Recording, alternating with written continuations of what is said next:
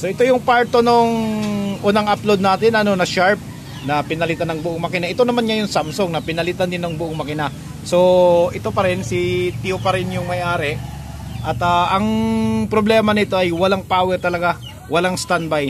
So kung susukatin natin dito, yung kanyang B+, yung kanyang B+ ay ngayon nasa tama na yan. Ayan o, 108. Nung kanina bagsak yan, hindi umabot siya ng 90. Tapos kapag sinukat natin dito yung kanyang supply, ayan, wala siyang 5 volts. Ngayon meron na siya, andyan na, ayan na.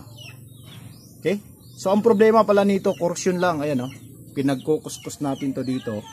Ayan, tapos ayan siya, ayan, kinukuskus natin pati dito.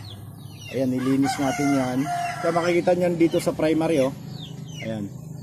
So yun lang talaga yung kanyang problema, puro korosyon lang, wala tayong pinalitang pisa dito. Ang ginawa lang natin, ano, in-adjust lang natin yung focus tsaka yung kanyang screen dahil mahina na yung liwanag niya, tapos out of focus na siya.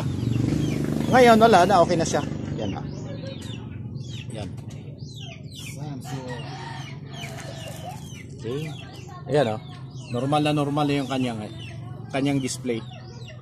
Okay, so yun siya. Bago